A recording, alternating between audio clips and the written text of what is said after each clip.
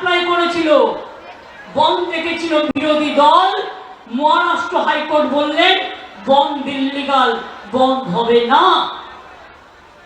Kerala high court তার আগে বন্ধকে নিষিদ্ধ করেছেন, আরো অনেক কোর্ট করেছেন। কলকাতায় তো সাধারণ মানুষ আমি শুনেছি পিল করেছিল। আপনাদের উচিত ছিল না একটু নড়ে চড়ে বসার? আমি আইনজীবীদের বলবো, মনে রাখবেন বিজেপিকে এই জায়গাটা কোর্টে ছেড়ে দেবেন না। মানুষ কোর্টে গিয়ে যেন বিচার পায় সেই জায়গাটা দেখবেন। অভিষেক বলল আমাদের পুলিশ টাইম পেয়েছে 4 দিন।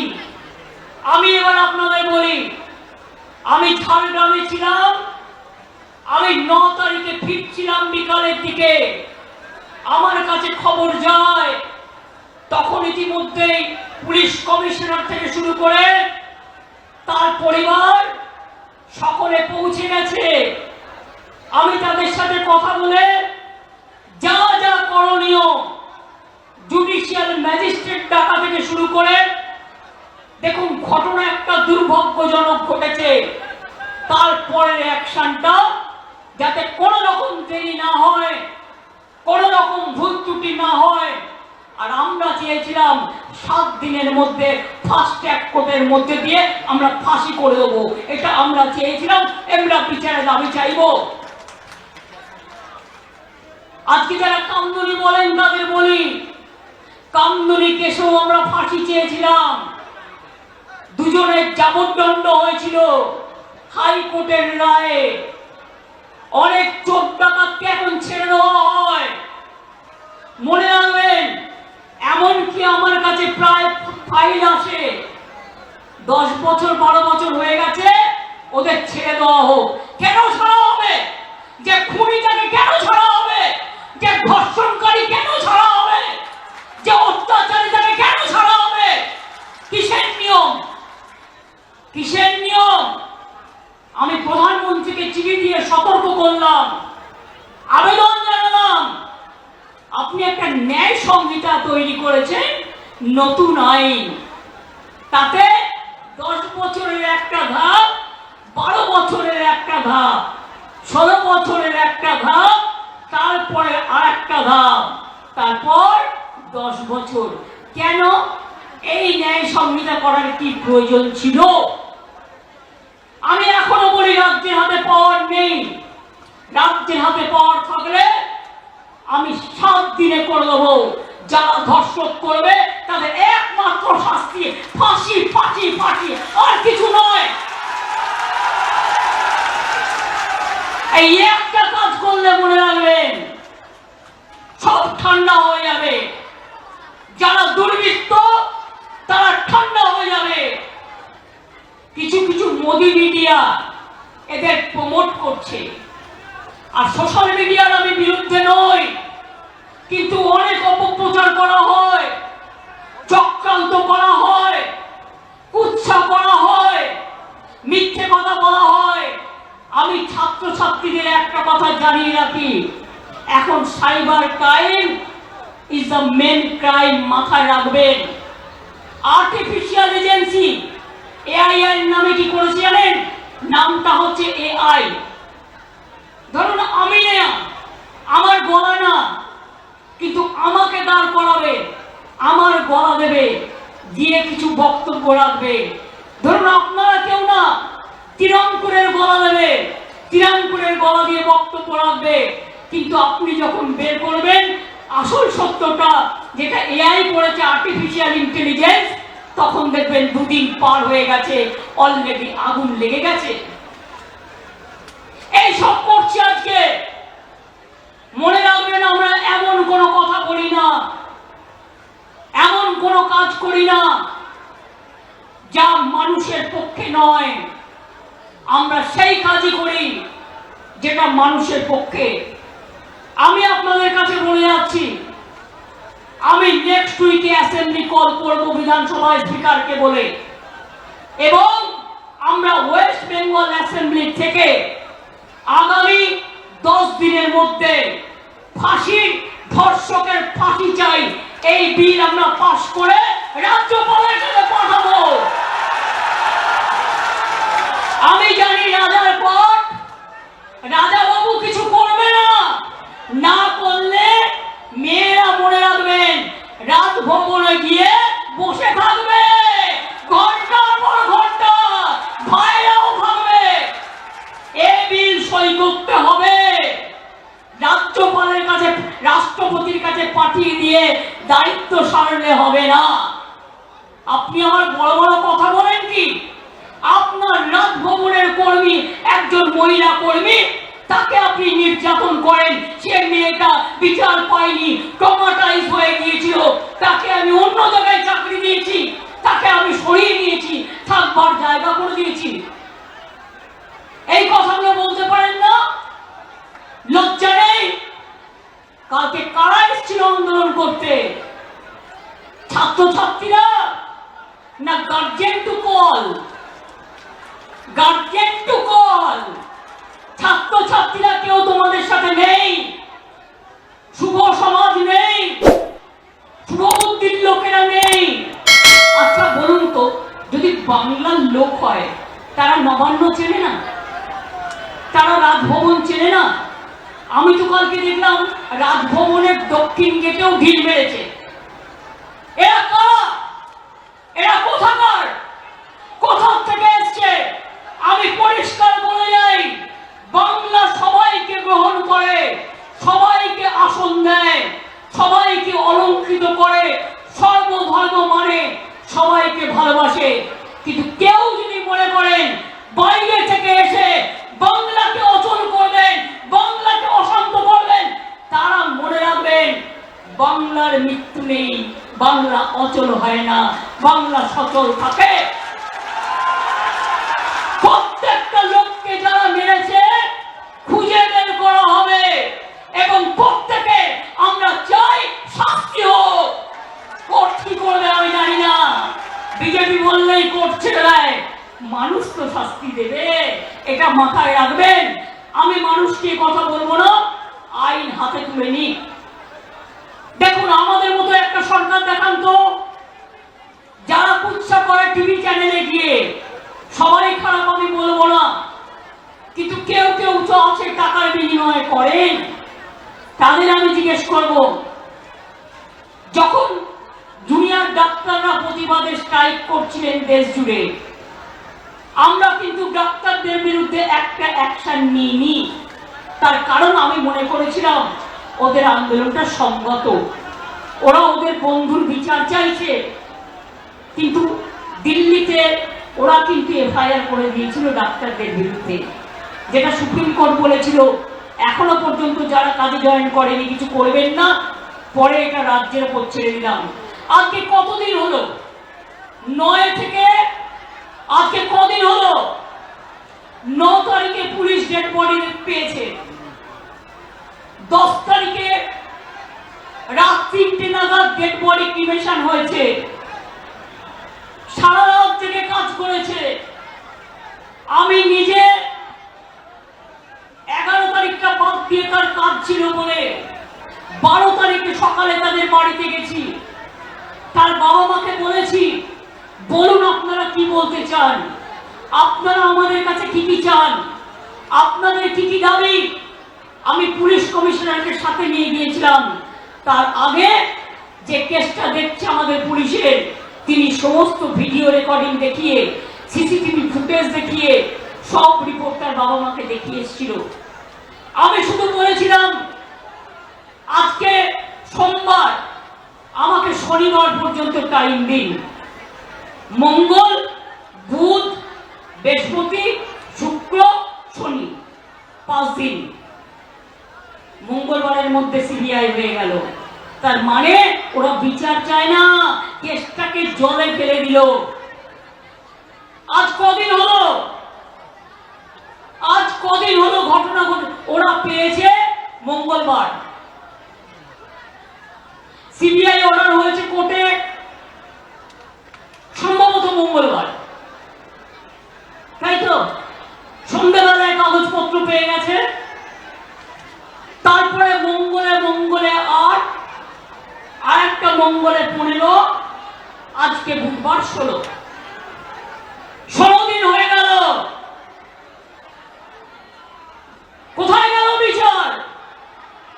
বিচার চাইতে হবে, বলতে হবে বিচার চাই, বিচার চাই, জবাব দাও সিবিআই। বিচার চাই, বিচার চাই, জবাব দাও সিবিআই। ফাঁসি চাই, ফাঁসি চাই, জবাব দাও সিবিআই। আজকেও জুনিয়র ডাক্তারদের মিছিল আছে, আমি চাই তারা ভালো করে করুক। আমার সমর্থন তাদের প্রতি ছিল, আছে, থাকবে। তারা অনেক পরিষেবা দেয়। সাথে সাথে আমি বলবো, আপনারা তো মানবিক, আপনারা তো অঙ্গীকারবদ্ধ মানুষকে সেবা দেওয়ার জন্য। সুপ্রিম কোর্টও রিকোয়েস্ট করেছে সবাইকে কাজে যোগ দেওয়ার জন্য। অনেক মানুষ পরিষেবা না পেয়ে মারা গেছে। এরা গরিব লোক, যারা বড় লোক, কোটিপতি, অনেক টাকা আছে, তারা প্রাইভেট হাসপাতালে ট্রিটমেন্ট করতে পারে, কিন্তু যারা গরিব লোক তারা পারে না। কোথায় যাবে বলুন তো? একটা প্রেগনেন্ট লেডির যদি বাচ্চা জন্মাবার সময় হয়, ডাক্তাররাই তো তার ডেলিভারিটা করে, সে কি ওয়েট করতে পারে? তার তো একটা সময় থাকে। একটা হার্ট অপারেশন যদি কারো হার্ট অ্যাটাক হয়, সঙ্গে সঙ্গে ব্যবস্থা নিতে হয়। এই ধরনের অনেক রোগ আছে যা আপনারা করেন, সিনিয়র ডাক্তাররা সাথে থাকে, জুনিয়র ডাক্তাররা করেন। এর থেকে আপনারা ট্রেনিংটাও পান, ট্রেনিংটাও হয়ে যাক। আমি আপনাদের কথা দিচ্ছি, আমি আজকে মিটিং করছি, আজ পর্যন্ত বলছি আমরা কোনো ব্যবস্থা নিইনি। আপনারা আন্দোলন করেছেন, আমি কোনো ব্যবস্থা আপনাদের বিরুদ্ধে নেব না। কারণ আমি যেহেতু মনে করি আপনাদের দুঃখ থাকতে পারে, অভিমান থাকতে পারে, ক্ষোভ থাকতে পারে, আপনারা বিচার চাইছেন, কিন্তু এবার আস্তে আস্তে জয়েন করুন, এবার আস্তে আস্তে যোগদান করুন। তা নাহলে সুপ্রিম কোর্ট কিন্তু সেদিন বলেছিলেন, এরপর থেকে স্টেট গভর্নমেন্টকে পাওয়ার দেওয়া হলো টু টেক অ্যাকশন। আমি অ্যাকশন নিতে চাই না, তার কারণ আমি চাই ওরা ভালো করে পড়াশোনা করুক। আমি যদি কারোর বিরুদ্ধে এফআইআর করি, তার ভবিষ্যৎটা নষ্ট হয়ে যাবে, সে আর কোথাও চান্স পাবে না, পাসপোর্ট পাবে না, ভিসা পাবে না। আমি যদি কারোর বিরুদ্ধে লিগালি অ্যাকশন নিই, সে বিচার পাবে না, সে মনে রাখবেন তার জীবনটা পুরো নষ্ট হয়ে যাবে। আমরা সেটা চাই না। আমাদের সরকারের মানবিক মুখ আছে, মানবিক মুখ দিয়ে আমি আরো ডাক্তার তৈরি করতে চাই। এবং আমরা একমাত্র গভর্নমেন্ট যেটা নারী সুরক্ষার জন্য রাত্রি সাথী আমরা ডাক্তারদের জন্য তৈরি করেছি। আমি অলরেডি 100 কোটি টাকা স্যাংশন করেছি। যদি কোথাও অন্ধকার থাকে আলো লাগাতে বলেছি, সিসিটিভি লাগাতে বলেছি। যদি কোথাও রেস্টরুমের অভাব থাকে সেগুলো করে দিতে বলা হয়েছে। আপনারা জানেন হেলথ আগে কি ছিল, আর আজকে হেলথটা ওয়েলথ হয়ে গেছে। দুর্ভাগ্যজনক কোনো ঘটনা ঘটলে এটা আমাদের সকলের পরিবারের ঘটনা হিসেবে আমরা নিই। আমরা মনে করি না সে একটি পরিবারের মেয়ে, আমরা মনে করি সমগ্র পরিবারের মেয়ে।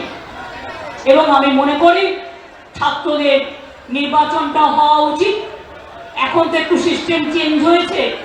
আগে ছিল first year, second year, third year, বা university fifth year, six year, এখন হয়ে গেছে সেমিস্টার।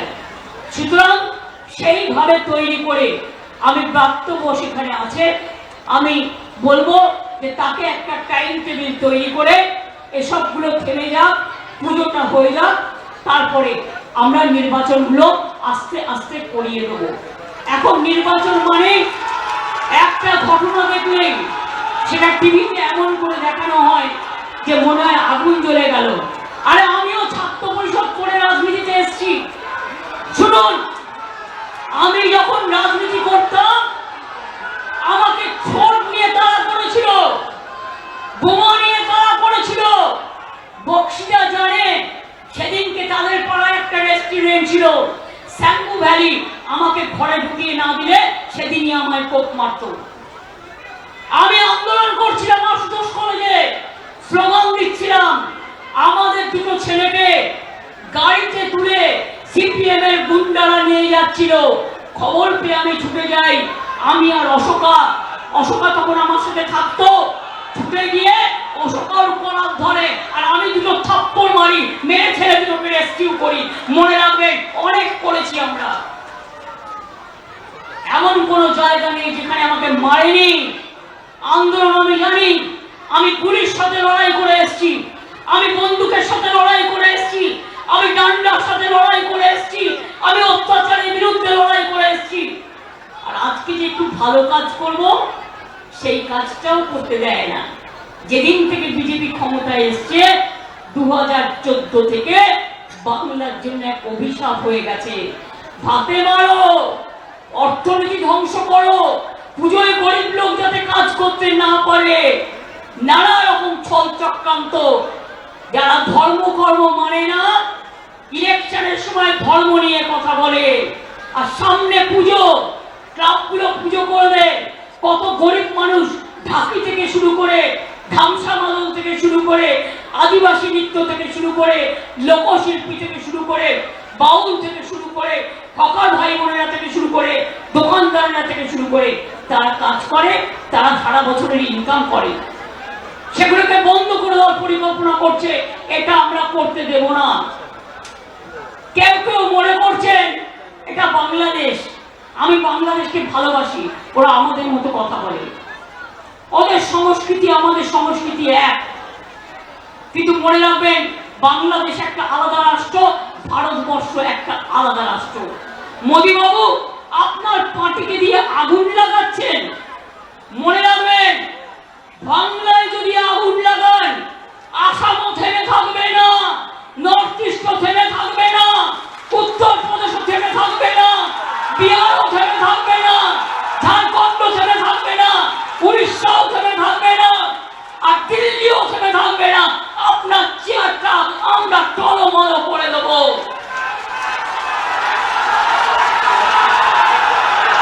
চেয়ার দখলের লড়াই, ক্ষমতা থাকলে ভোটে যাও, গুলি নয়, ডেড বডি নয়, লাশ নয়, ক্ষমতা তোমাদের হাতে।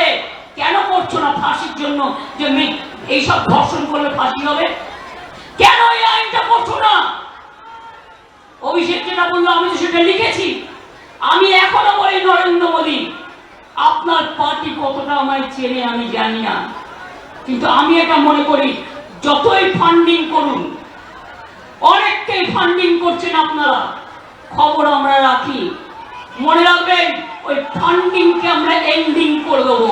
আমরা করতে পারি এবং আমরা জানি। আমি ছাত্র ছাত্রী সমাজকে বলবো, আপনারা আগামী শুক্রবার কলেজের গেটে গেটে ফাঁসির দাবিতে এবং ফাঁসির দাবিতে, আন্দোলনের দাবিতে ছাত্র ছাত্রীরা আন্দোলন করবেন। আমি আমার সব ব্লকগুলোকে অনুরোধ করব, নেতৃবৃন্দরা যারা আছেন, কেন সোশ্যাল নেটওয়ার্ক করেন না? পার্টি যখন করছে, আপনাকেও করতে হবে। You are bound to do it. All the MLA, all the MP, all the councillors, all the student leader, all the youth leader, সবাইকে আপনাদের কিন্তু এই ফেক ভিডিও কাউন্টার করতে হবে, ফেক ভিডিও কাউন্টার করতে হবে, আর পুলিশের কাছে এফআইআরও করতে হবে। এরকম জিনিস দেখলে সাইবার ক্রাইমে যাতে পুলিশ অ্যাকশন নেয়, ইমেলও আছে, এটা মাথায় রাখবেন। আমি আমাদের ব্লক প্রেসিডেন্টদের বলবো, সাথে ছাত্র যুব মহিলারাও থাকবে। শনিবার দিন সব ব্লকে ব্লকে মিছিল হবে, মানে 31শে আগস্ট সব ব্লকে ব্লকে মিছিল হবে, ধর্ণা হবে, মিছিল করে ধর্ণা হবে। শনিবার হাফ ছুটি, তাই বেলা 2টো থেকে 6টা পর্যন্ত ধর্ণা হবে, মিছিল হবে সব ব্লকে।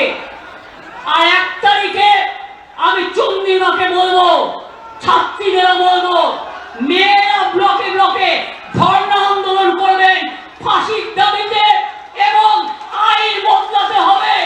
আমরা চাই মেয়েদের সুরক্ষিত করবার আইন, আমরা ট্রেন আইন চাই না।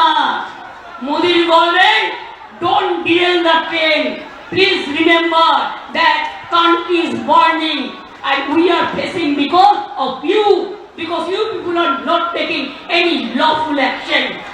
law is very weak. Your law is only strong for ED, PML, যাকে চ্যালেঞ্জ করে দেবেন।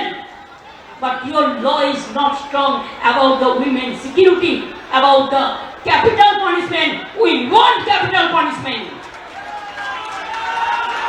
দেখুন, এটা যদি হয়, আমি আপনাদের বলছি সব থেমে যাবে।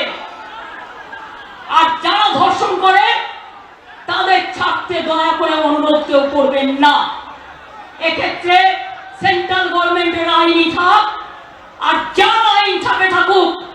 আইন যদি বেআইন হয় তাহলে আইনে রূপান্তর করবে মানুষেরা, এটা আমি বিশ্বাস করি। ছাত্রছাত্রীদের কাজ হচ্ছে সমাজ সেবা করা, ছাত্রছাত্রীদের কাজ রুখে দাঁড়ানো, ছাত্রছাত্রীদের কাজ সংগ্রাম করে নিজেকে প্রতিষ্ঠিত করা, ছাত্রছাত্রীদের কাজ মানুষের পাশে দাঁড়ানো, ছাত্রছাত্রীদের কাজ আমি দেশের জন্য মাথা নত করব, মানুষের জন্য মাথা নত করব। আমি বাংলাকে অসম্মান করতে দেব না, দিচ্ছি না, দেব না। আমাকে অনেক গালাগালি দিয়েছেন, অনেক অসম্মান করেছেন, আমি অনেক ভেবেছি, কিন্তু আমি ভেবে দেখলাম যে এদের বিরুদ্ধে আমি কোনোদিনও বদলা নিইনি। আমরা বলেছিলাম বদল চাই, বদলা নয়। আজ বলছি ও কথা নয়, আজ বলছি যেটা করার দরকার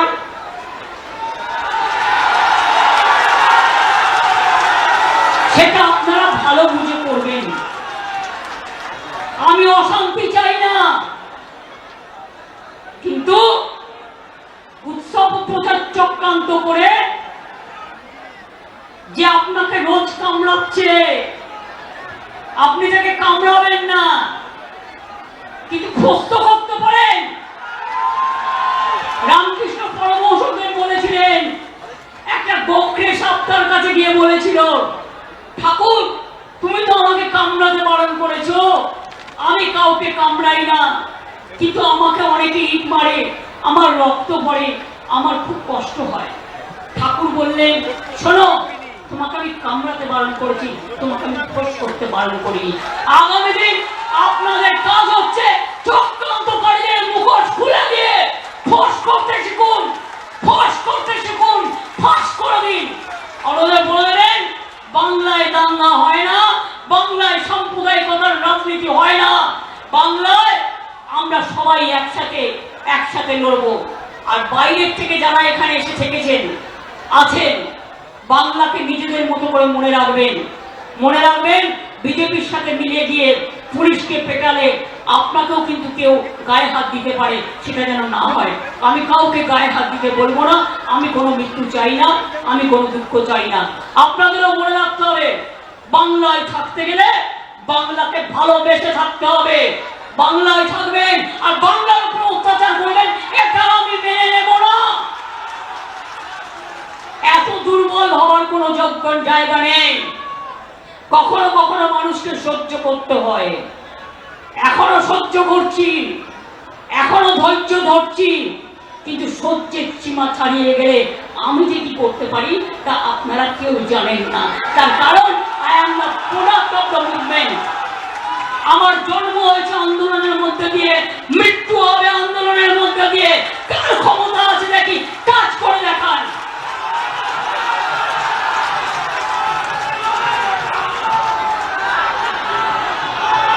আমি এটুকু বলে আমার ছোট্ট ছোট্ট ভাই বোনেরা, মেয়েরা তো অনেক আগেও এসছে, কালকেও অনেকে এখানে ছিলেন, আমি সবাইকে আমার প্রাণ ভরা আশীর্বাদ, আমার শুভনন্দন, আমার ভালোবাসা, আমার শুভেচ্ছা। আর ভাইদের বলো, চিত্ত যেটা ভয় শূন্য, উচ্চ যেটা শীল, where the mind is without fear and the head is held high। মাথা উঁচু করে চলুন, মাথা নিচু করবেন না। মাথা নিচু করলে বাবা মার কাছে করবেন, বয়োজ্যেষ্ঠদের কাছে করবেন, মানুষের কাছে করবেন, দেশের মাটির প্রতি করবেন, রাজ্যের মাটির কাছে করবেন, কিন্তু ওই শয়তানদের কাছে নয়। শকুনি মামা যারা বসে আছে, কখন একটা লাশ পাবে তাই নিয়ে রাস্তায় নামবে। এ তো নিজের লোককে নিজেও মেরে দিতে পারে। এরা যে ডেঞ্জারাস, ডেড বডি পাওয়ার জন্য নিজের লোককে নিজেও মেরে দিতে পারে। দিয়ে বলবে মানলোকে তৃণমূল আবারকে। আমি বলি অত সহজ নয়, সবটাই লক্ষ্য রাখা হচ্ছে। ইন্ডিভিজুয়াল মাথায় রাখবেন। আমি আপনাদের সকলের শুভকামনা করে আমি সকল ছাত্রছাত্রী বন্ধুদের যারা যে রাজনৈতিক দলই করুন না কেন সকলকে আমার অনেক অনেক অভিনন্দন জানিয়ে গেলাম। অনেক অনেক ধন্যবাদ, নমস্কার। আমাকে আমার রাইটার্স অ্যাসেম্বলিতে যেতে হবে, সরি নবান্নে যেতে হবে, অনেক কাজ আছে, আমাকে সেই কাজগুলো করতে হবে। ভালো থাকবেন, সুস্থ থাকবেন। আমি অ্যাডমিনিস্ট্রেশন, মিডিয়া, ডেকোরেটর থেকে শুরু করে সকলে যারা অর্গানাইজ করেছেন, যারা এসছেন, যারা দূরে বসে শুনেছেন, তাদের সকলকে আমার হৃদয়ের আন্তরিকতা দিয়ে শিউলি ভালোবাসা জানিয়ে, কাশফুল শুভেচ্ছা জানিয়ে আমি আমার বক্তব্য শেষ করছি। জয় হিন্দ, বন্দে মাতরম, তৃণমূল কংগ্রেস জিন্দাবাদ, তৃণমূল ছাত্র পরিষদ জিন্দাবাদ।